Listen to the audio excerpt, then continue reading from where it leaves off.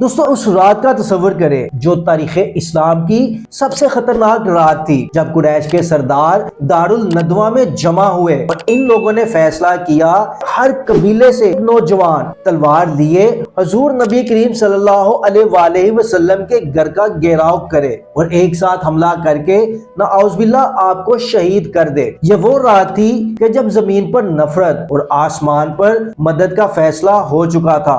اللہ تبارک تعالیٰ نے حضور نبی کریم صلی اللہ علیہ وآلہ وسلم کو ہجرت کا حکم دیا۔ کفار دروازے پر تلواریں لیے کھڑے تھے۔ اسی لمحے حضور نبی کریم صلی اللہ علیہ وآلہ وسلم نے سورۃ یاسین کی اس آیت کو تلاوت کیا، یعنی ہم نے ان کے آگے بھی دیوار بنا دی اور ان کے پیچھے بھی دیوار بنا دی اور ان کی آنکھوں پر پردہ ڈال دیا، پس وہ دیکھ نہیں سکتے۔ اسی دوران حضور نبی کریم صلی اللہ علیہ وآلہ وسلم ان کے درمیان سے گزر گئے۔ کفار اس بات کو لیے انتہائی پریشان تھے کہ یہ کیسے ممکن ہو سکتا ہے، کوئی ہمارے درمیان کیسے گزر جائے اور ہمیں نظر بھی نہ آئے۔ لیکن اللہ سبحانہ وتعالی ارشاد فرماتے ہیں ان کے آگے بھی دیوار بنا دی گئی ہے اور ان کے پیچھے بھی دیوار بنا دی گئی ہے۔ یہی وہ صورت تھی جو ہجرت کی رات پڑھی گئی اور اس کے سبب اللہ تبارک تعالیٰ نے ان کی آنکھوں پر پردہ ڈال دیا اور نبی کریم صلی اللہ علیہ وآلہ وسلم ان کے بیچ سے گزر گئے۔